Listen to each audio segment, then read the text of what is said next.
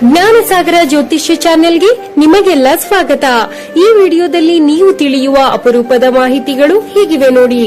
ಮೇಷರಾಶಿಯಿಂದ ಹಿಡಿದು ಮೀನ ರಾಶಿಯವರೆಗೆ ಅದೃಷ್ಟ ಬದಲಿಸುವ ಪರಿಹಾರ ಕ್ಷೇತ್ರದ ಬಗ್ಗೆ, 12 ರಾಶಿಯವರು ಯಾವ ದೇವಸ್ಥಾನಕ್ಕೆ ಹೋದ್ರೆ ಯಾವ ದೋಷ ಪರಿಹಾರ ಮಾಡಿಕೊಳ್ಳಬಹುದು, ಆ ದೇವಸ್ಥಾನಕ್ಕೂ ರಾಶಿಗಳಿಗೂ ಇರುವ ಸಂಬಂಧವೇನು, ಈ ಎಲ್ಲಾ ಅಪರೂಪದ ಮಾಹಿತಿಗಳನ್ನು ನೀವು ಈ ವಿಡಿಯೋದಲ್ಲಿ ಪಡಿತೀರಿ. ಹಾಗಾದ್ರೆ ತಡ ಯಾಕೆ, ವಿಡಿಯೋ ಸ್ಟಾರ್ಟ್ ಮಾಡೋಣ ಬನ್ನಿ.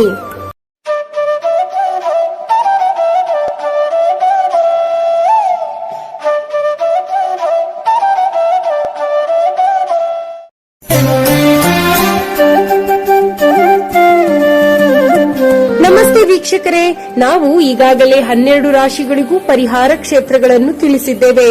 ಆ 12 ರಾಶಿಗಳು ಕೂಡ ನಿಮ್ಮ ಅದೃಷ್ಟವನ್ನೇ ಬದಲಿಸುವ ದೇವಸ್ಥಾನಗಳಾಗಿವೆ.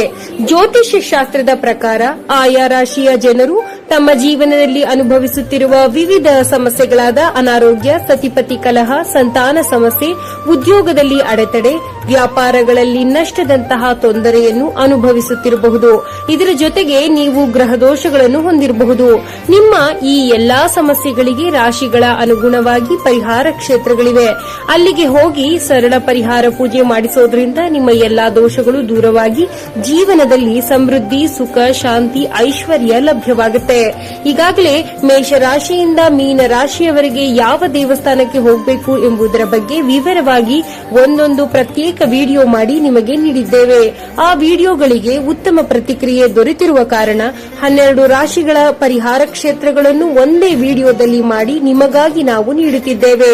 ಹಾಗಾದರೆ ಮೇಷರಾಶಿಯಿಂದ ಮೀನ ರಾಶಿಯವರಿಗೆ ಅದೃಷ್ಟ ಬದಲಿಸುವ ದೇವಸ್ಥಾನದ ಬಗ್ಗೆ ತಿಳಿಯೋಣ ಬನ್ನಿ. ಆದರೆ ಅದಕ್ಕಿಂತ ಮುಂಚೆ ನಾವು ಹೇಳುವ ಈ ರಾಶಿ ದೇವಸ್ಥಾನದ ಸ್ಥಳ ಪುರಾಣ, ನಿಮ್ಮ ರಾಶಿಗೂ ಜ್ಯೋತಿಷ್ಯ ಶಾಸ್ತ್ರದ ಪ್ರಕಾರ ಉಲ್ಲೇಖವಾಗಿರುವ ಈ ದೇವಸ್ಥಾನಗಳಿಗೂ ಇರುವ ಸಂಬಂಧವೇನು, ಸ್ಥಳ ಪುರಾಣವೇನು, ಅಲ್ಲಿ ಯಾವ ಸರಳ ಪರಿಹಾರ ಪೂಜೆ ಮಾಡಿಸಬೇಕು, ಆ ದೇವಸ್ಥಾನಕ್ಕೆ ಹೋದ್ರೆ ಯಾವ ಫಲ ಸಿಗುತ್ತೆ, ದೇವಸ್ಥಾನದ ಸಂಪೂರ್ಣ ವಿಳಾಸ ಹಾಗೂ ಸಮಯದ ಬಗ್ಗೆ ತಿಳಿಯಲು ನೀವು ನಮ್ಮ ಚಾನೆಲ್ನಲ್ಲಿರುವ ವಿಶೇಷ ವಿಡಿಯೋಗಳನ್ನು ನೋಡಲೇಬೇಕು. ಅದರ ಲಿಂಕ್ ಬೇಕಿದ್ರೆ ಕಾಮೆಂಟ್ ಬಾಕ್ಸ್ನಲ್ಲಿ ನಿಮ್ಮ ರಾಶಿ ತಿಳಿಸಿ ಯಾವ ಪರಿಹಾರ ಪೂಜೆ ಮಾಡಿಸಬೇಕು ಅನ್ನೋದನ್ನ ನಾವು ತಿಳಿಸುತ್ತೇವೆ. ಹಾಗಾದ್ರೆ ಮೇಷರಾಶಿಯ ಪರಿಹಾರ ಕ್ಷೇತ್ರದಿಂದ ಪ್ರಾರಂಭ ಮಾಡೋಣವಾ? ಮೇಷರಾಶಿ. ಹಿಂದೂ ಜ್ಯೋತಿಷ್ಯ ಶಾಸ್ತ್ರದ ಪ್ರಕಾರ ಮೇಷರಾಶಿಯವರು ಅನುಭವಿಸುತ್ತಿರುವ ಎಲ್ಲಾ ದೋಷಗಳಿಂದ ಪಾರಾಗಲು ಒಂದು ದಿವ್ಯ ಕ್ಷೇತ್ರವಿದೆ. ಆ ಕ್ಷೇತ್ರವು ವಿಶೇಷವಾಗಿ ಮೇಷರಾಶಿಯವರಿಗೆ ಸೀಮಿತವಾಗಿದೆ.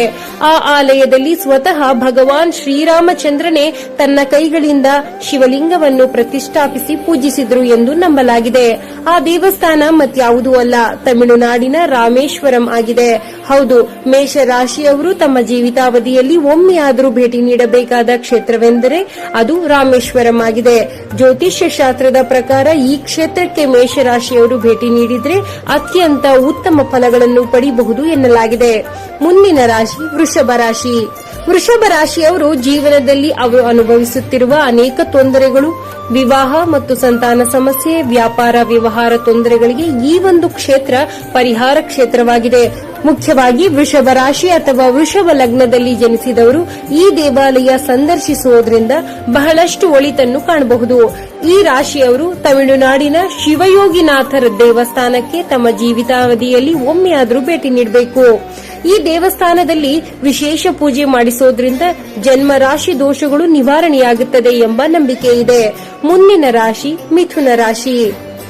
ಮಿಥುನ ರಾಶಿಯವರು ಜ್ಯೋತಿಷ್ಯ ಶಾಸ್ತ್ರದ ಪ್ರಕಾರ ತಮ್ಮ ಜಾತಕದಲ್ಲಿರುವ ಗ್ರಹ ದೋಷಗಳಿಂದ ಮುಕ್ತಿ ಹೊಂದಲು ಈ ಪರಿಹಾರ ಕ್ಷೇತ್ರಕ್ಕೆ ಹೋಗಬೇಕು. ಆ ಕ್ಷೇತ್ರ ಮತ್ಯಾವುದೂ ಅಲ್ಲ, ತಮಿಳುನಾಡಿನ ಪಳನಿ ಸುಬ್ರಹ್ಮಣ್ಯ ಸ್ವಾಮಿ ದೇವಸ್ಥಾನವಾಗಿದೆ. ಮಿಥುನ ರಾಶಿಯ ಅಧಿಪತಿ ಬುಧ. ಈ ಅಧಿದೇವತೆಯು ಬುದ್ಧಿ ಹಾಗೂ ಜ್ಞಾನಕ್ಕೆ ಸಂಬಂಧಿಸಿದ್ದು ಸುಬ್ರಹ್ಮಣ್ಯ ಸ್ವಾಮಿಯನ್ನು ಇವುಗಳ ಅಧಿಪತಿ ಎನ್ನಲಾಗುತ್ತೆ. ಮಿಥುನ ರಾಶಿಯವರು ಒಮ್ಮೆ ಇಲ್ಲಿ ಪರಿಹಾರ ಪೂಜೆ ಮಾಡಿಸಿದ್ರೆ ಜೀವನದಲ್ಲಿ ಮಹತ್ತರವಾದ ಬದಲಾವಣೆಗಳನ್ನು ಕಾಣಬಹುದು. ಇನ್ನು ಮುಂದಿನ ರಾಶಿ ಕಟಕ ರಾಶಿ. ಕಟಕ ರಾಶಿಯವರು ಜೀವನದಲ್ಲಿ ತಡ ವಿವಾಹ, ದಾಂಪತ್ಯ ಕಲಹ, ಸಂತಾನ ಸಮಸ್ಯೆ, ಉದ್ಯೋಗದಲ್ಲಿ ನಷ್ಟದಂತಹ ಸಮಸ್ಯೆ ಅನುಭವಿಸುತ್ತಿದ್ರೆ ಈ ಒಂದು ಕ್ಷೇತ್ರವು ನಿಮ್ಮ ಅದೃಷ್ಟವನ್ನೇ ಬದಲಿಸಬಲ್ಲ ಅಥವಾ ಪರಿಹಾರ ಕ್ಷೇತ್ರವಾಗಿದೆ. ಜ್ಯೋತಿಷ್ಯ ಶಾಸ್ತ್ರದ ಪ್ರಕಾರ ಕಟಕ ರಾಶಿಯವರು ತಮಿಳುನಾಡು ರಾಜ್ಯದಲ್ಲಿರುವ ಅತ್ಯಂತ ಜನಪ್ರಿಯ ಕುಡಿ ಕಾರ್ಕಾಡೇಶ್ವರರ್ ದೇವಸ್ಥಾನಕ್ಕೆ ಒಮ್ಮೆಯಾದರೂ ಭೇಟಿ ನೀಡಬೇಕು.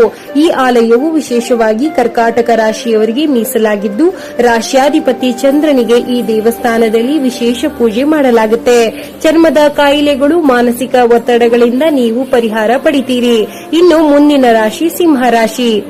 ಸಿಂಹರಾಶಿಯವರು ತಮ್ಮ ಜೀವನದಲ್ಲಿ ಒಮ್ಮೆ ಭೇಟಿ ನೀಡಬೇಕಾದ ದೇವಸ್ಥಾನವೆಂದರೆ ಅದು ತಮಿಳುನಾಡು ರಾಜ್ಯದ ತಿರುವರೂರು ಜಿಲ್ಲೆಯ ಶ್ರೀವಾಂಚಿಯಂನಲ್ಲಿರುವ ವಾಂಚಿನಾಥ ಸ್ವಾಮಿ ದೇವಸ್ಥಾನವಾಗಿದೆ.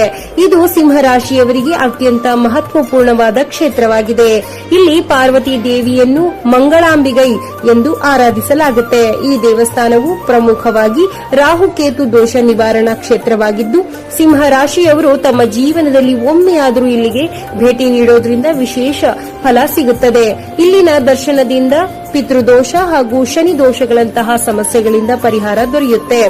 ಇನ್ನು ಮುಂದಿನ ರಾಶಿ ಕನ್ಯಾ ರಾಶಿ. ಕನ್ಯಾ ರಾಶಿಯವರು ತಮ್ಮ ಜೀವಿತಾವಧಿಯಲ್ಲಿ ಒಮ್ಮೆಯಾದರೂ ತಮಿಳುನಾಡಿನ ಅತ್ಯಂತ ಪ್ರಾಚೀನ ಕ್ಷೇತ್ರವಾದ ಶ್ರೀ ವೇದಗಿರೀಶ್ವರರ್ ದೇವಸ್ಥಾನಕ್ಕೆ ಭೇಟಿ ನೀಡೋದು ಅತ್ಯಂತ ಫಲದಾಯಕವಾಗಿದೆ. ಈ ದೇವಸ್ಥಾನಕ್ಕೆ ಭೇಟಿ ನೀಡೋದ್ರಿಂದ ದಾಂಪತ್ಯ ಕಲಹ, ಉದ್ಯೋಗ ಸಂಬಂಧಿತ ಸಮಸ್ಯೆಗಳು, ಮಾನಸಿಕ ಅಶಾಂತಿ, ಆರೋಗ್ಯ ತೊಂದರೆಗಳು ಹಾಗೂ ಆರ್ಥಿಕ ಮುಗ್ಗಟ್ಟುಗಳಂತಹ ಅನೇಕ ಸಮಸ್ಯೆಗಳು ದೂರವಾಗುತ್ತೆ. ವಿಶೇಷವಾಗಿ ವ್ಯಾಪಾರದಲ್ಲಿ ನಷ್ಟ ಅನುಭವಿಸುತ್ತಿರುವವರು ಹಾಗೂ ನರ ಸಂಬಂಧಿ ಅಥವಾ ಚರ್ಮದ ಸಮಸ್ಯೆಗಳಿಂದ ಬಳಲುತ್ತಿರುವವರು ಇಲ್ಲಿಗೆ ಬಂದು ವಿಶೇಷ ಪೂಜೆ ಮಾಡಿಸುವುದರಿಂದ ಪರಿಹಾರ ಪಡೆಯಬಹುದು ಎಂಬ ಬಲವಾದ ನಂಬಿಕೆ ಇದೆ. ಇನ್ನು ಮುಂದಿನ ರಾಶಿ ತುಲಾರಾಶಿ. ಜ್ಯೋತಿಷ್ಯ ಶಾಸ್ತ್ರದ ಪ್ರಕಾರ ತುಲಾರಾಶಿಯವರಿಗೆ ತಮಿಳುನಾಡಿನ ತಿರುತ್ತನಿ ಸುಬ್ರಹ್ಮಣ್ಯ ಸ್ವಾಮಿ ದೇವಸ್ಥಾನವು ಅದೃಷ್ಟದ ದೇವಾಲಯ ಎಂದು ಪರಿಗಣಿಸಲ್ಪಟ್ಟಿದೆ. ಜಾತಕದಲ್ಲಿ ಕುಜದೋಷವಿದ್ರೆ ಅಥವಾ ಮಂಗಳ ಗ್ರಹದ ಪ್ರಭಾವದಿಂದ ಜೀವನದಲ್ಲಿ ಅಡೆತಡೆಗಳು ಉಂಟಾಗುತ್ತಿದ್ರೆ ಇಲ್ಲಿ ವಿಶೇಷ ಪೂಜೆ ಮಾಡಿಸುವುದು ಅತ್ಯಂತ ಪರಿಣಾಮಕಾರಿ. ವಿಶೇಷವಾಗಿ ವಿವಾಹದಲ್ಲಿ ವಿಳಂಬವಾಗುತ್ತಿದ್ರೆ ಅಥವಾ ದಾಂಪತ್ಯ ಜೀವನದಲ್ಲಿ ಸಮಸ್ಯೆಗಳನ್ನು ಎದುರಿಸುತ್ತಿದ್ರೆ ಈ ದೇವಸ್ಥಾನಕ್ಕೆ ಭೇಟಿ ನೀಡಿ ಪೂಜೆ ಮಾಡಿಸುವುದರಿಂದ ಶುಭ ಫಲಗಳನ್ನು ಪಡೆಯಬಹುದು. ಇನ್ನು ಮುಂದಿನ ರಾಶಿ ವೃಶ್ಚಿಕ ರಾಶಿ. ಜ್ಯೋತಿಷ್ಯ ಶಾಸ್ತ್ರದ ಪ್ರಕಾರ ವೃಶ್ಚಿಕ ರಾಶಿಯವರು ತಮ್ಮ ಜೀವಿತಾವಧಿಯಲ್ಲಿ ಒಮ್ಮೆ ಭೇಟಿ ನೀಡಬೇಕಾದ ದೇವಸ್ಥಾನವೆಂದರೆ ಅದು ತಮಿಳುನಾಡಿನ ಕಂಚಿಯಲ್ಲಿರುವ ಪಂಚಭೂತ ಕ್ಷೇತ್ರಗಳಲ್ಲಿ ಒಂದಾದ ಏಕಾಂಬರೇಶ್ವರ ದೇವಸ್ಥಾನವಾಗಿದೆ. ಈ ದೇವಸ್ಥಾನಕ್ಕೆ ವೃಶ್ಚಿಕ ರಾಶಿಯವರು ಭೇಟಿ ನೀಡಿದರೆ ಕುಜದೋಷ ನಿವಾರಣೆ, ವ್ಯಾಪಾರ ವ್ಯವಹಾರಗಳಲ್ಲಿ ನಷ್ಟ, ಸಂತಾನ, ವಿವಾಹ ಸಮಸ್ಯೆಗಳು ದೂರವಾಗುತ್ತೆ. ಜೊತೆಗೆ ಗ್ರಹದೋಷ ನಿವಾರಣೆಯಾಗುತ್ತೆ. ಇನ್ನು ಮುಂದಿನ ರಾಶಿ ಧನುರಾಶಿ. ಜ್ಯೋತಿಷ್ಯ ಶಾಸ್ತ್ರದ ಪ್ರಕಾರ ಧನುರಾಶಿಯವರು ತಮಿಳುನಾಡಿನ ಶ್ರೀ ಮಯೂರನಾಥ ಸ್ವಾಮಿ ದೇವಸ್ಥಾನಕ್ಕೆ ಭೇಟಿ ನೀಡೋದು ಅತ್ಯಂತ ಅದೃಷ್ಟ ಎಂದು ಹೇಳಲಾಗುತ್ತೆ. ಧನಸ್ಸು ರಾಶಿಗೂ ಈ ದೇವಸ್ಥಾನಕ್ಕೂ ಅವಿನಾಭಾವ ಸಂಬಂಧವಿದೆ. ಈ ದೇವಸ್ಥಾನದಲ್ಲಿರುವ ದಕ್ಷಿಣ ಮೂರ್ತಿಗೆ ಪೂಜಿಸೋದ್ರಿಂದ ಗುರುಬಲವನ್ನು ಹೆಚ್ಚಿಸಿಕೊಳ್ಳಬಹುದು. ಜೀವನದಲ್ಲಿ ನೀವು ಅನುಭವಿಸುತ್ತಿರುವ ಅನೇಕ ತೊಂದರೆಗಳಿಂದ ಮುಕ್ತಿ ಹೊಂದಬಹುದು. ಇನ್ನು ಮುಂದಿನ ರಾಶಿ ಮಕರ ರಾಶಿ. ಜ್ಯೋತಿಷ್ಯ ಶಾಸ್ತ್ರದ ಪ್ರಕಾರ ಮಕರ ರಾಶಿಯವರು ತಮ್ಮ ಜೀವನದಲ್ಲಿ ಒಮ್ಮೆ ಭೇಟಿ ನೀಡಬೇಕಾದ ದೇವಸ್ಥಾನವೆಂದರೆ ಅದು ತಮಿಳುನಾಡಿನ ಚಿದಂಬರಂನಲ್ಲಿರುವ ನಟರಾಜ ಸ್ವಾಮಿ ದೇವಸ್ಥಾನವಾಗಿದೆ. ಇದು ಮಕರ ರಾಶಿಯವರ ಲಕ್ಕಿ ಟೆಂಪಲ್ ಕೂಡ ಹೌದು. ಯಾರ ಜಾತಕದಲ್ಲಿ ಶನಿ ದೋಷದ ಪ್ರಭಾವ ಹೆಚ್ಚಾಗಿರುತ್ತದೆಯೋ ಅಂತವರು ಇಲ್ಲಿ ಬಂದು ಪೂಜಿಸಿದರೆ ಗ್ರಹದೋಷ ಪ್ರಭಾವವನ್ನು ಕಡಿಮೆ ಮಾಡಿಕೊಳ್ಳಬಹುದು. ಇಷ್ಟೇ ಅಲ್ಲ, ನಿಮ್ಮ ಯಾವುದೇ ಸಮಸ್ಯೆಗೆ ಈ ದೇವಸ್ಥಾನವೇ ಪರಿಹಾರ ಕ್ಷೇತ್ರವಾಗಿದೆ. ಇನ್ನು ಮುಂದಿನ ರಾಶಿ ಕುಂಭರಾಶಿ. ಈ ದೇವಸ್ಥಾನವು ಬ್ರಹ್ಮಹತ್ಯ ದೋಷ, ಪಿತೃದೋಷ, ಜಾತಕದಲ್ಲಿನ ಗ್ರಹದೋಷಗಳ ನಿವಾರಣಾ ಕ್ಷೇತ್ರವಾಗಿದೆ. ಸ್ವತಃ ಶ್ರೀರಾಮನೇ ಇಲ್ಲಿ ತನ್ನ ದೋಷವನ್ನು ನಿವಾರಣೆ ಮಾಡಿಕೊಂಡ್ರು ಎಂದು ಹೇಳಲಾಗುತ್ತೆ. ಜ್ಯೋತಿಷ್ಯ ಶಾಸ್ತ್ರದ ಪ್ರಕಾರ ಕುಂಭರಾಶಿಯವರ ಅಧಿಪತಿ ಶನಿ ಗ್ರಹವಾಗಿದೆ. ಈ ಕ್ಷೇತ್ರವು ವಿಶೇಷವಾಗಿ ಪಿತೃದೋಷ ನಿವಾರಣೆಗೆ ಹಾಗೂ ಶನಿಯ ತೀವ್ರತೆಯನ್ನು ಕಡಿಮೆ ಮಾಡಿಕೊಳ್ಳಲು ಬಹಳನೇ ಪ್ರಸಿದ್ಧವಾಗಿದೆ. ಆ ದೇವಸ್ಥಾನ ಮತ್ಯಾವುದೂ ಅಲ್ಲ, ತಮಿಳುನಾಡಿನ ತಿಲಕೇಶ್ವರರ್ ದೇವಸ್ಥಾನ. ಇನ್ನು ಕೊನೆಯ ರಾಶಿ ಮೀನರಾಶಿ. ಮೀನರಾಶಿಯವರಿಗೆ ಕುಜನು ಅದೃಷ್ಟವನ್ನು ನೀಡುವ ಯೋಗಕಾರಕ ಗ್ರಹವಾಗುತ್ತಾನೆ. ನಾವು ಹೇಳುತ್ತಿರುವ ಈ ಕ್ಷೇತ್ರವೂ ಸಹ ಕುಜನ ಮೂಲ ಕ್ಷೇತ್ರವಾಗಿದೆ. ಹಾಗಾಗಿಯೇ ಇದು ಮೀನರಾಶಿಯವರಿಗೆ ಹೆಚ್ಚು ಅದೃಷ್ಟ ತರುವ ದೇವಸ್ಥಾನವಾಗಿದೆ.